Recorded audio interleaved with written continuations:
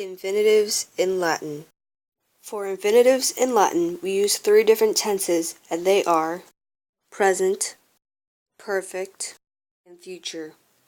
Each of those tenses have two voices, active and passive, and that also goes for any other tense that is not mentioned in this video. Here you see the principal part and corresponding rule used for each tense and voice. Feel free to pause if needed. For example, take the word laudo, laudare, laudavi, laudatus, meaning to praise. Underlined and labeled in yellow are the principal parts. The conjugation of the verb is underlined in green. The present active infinitive is the most obvious to recognize because it is the second principal part of the dictionary entry, with the endings of are since it is the first conjugation. The translation of the present active is to blank, and in this case, it is to praise. Now moving on to the present passive infinitive. The present passive infinitive is similar to the present active infinitive, but instead of the e at the end, the e is replaced with an I. As for the third conjugation ending, the ere drops off and becomes an I because the sound is too weak. Notice the difference between the second conjugation ere and the third conjugation ere. The translation of the present passive is to be blanked, but in this case, it's to be praised. The next tense is perfect. For the perfect active tense, we will be using the third principal part. If you observe the third principal part, the part we will be using will be underlined in yellow. The rule for the perfect active infinitive is simple. It is the third PP plus isse. Since the underlined part is laudav, which is the third PP, all you really need to do is add isse. The translation of the perfect active is to have blanked, but in this case, it is to have praised. Following the perfect active infinitive is the perfect passive infinitive.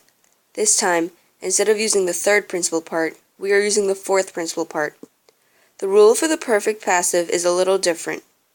For a verb to be perfect passive infinitive, you must take the fourth principal part and add a 2-1-2, which is simply referring to masculine, feminine, and neuter endings, the first and second declension. Followed by the 2-1-2s, you add an esse to the second word. The word esse is esse this time. The translation for the perfect passive infinitive is to have been blanked, or in this case, to have been praised. The last tense used in infinitives is future. In future active, the fourth principal part is used. The rule for the future active is 4pp minus us, which is the ending of the principal part, plus ur. Think of gerundative, which also has the letters ur in it. Add 2-1-2s plus esse, which is the one that starts with an e.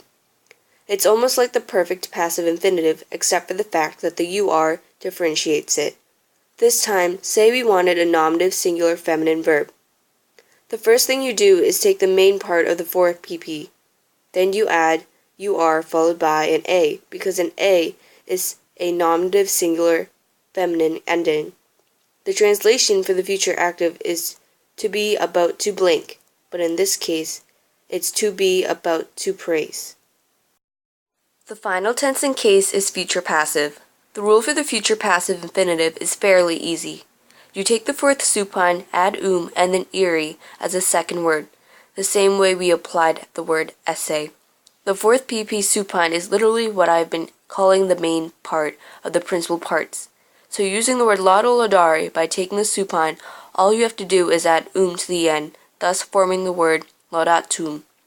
After adding all that's really left is ere, and the translation of the future passive is to be about to be blanked, which in this case means to be about to be praised.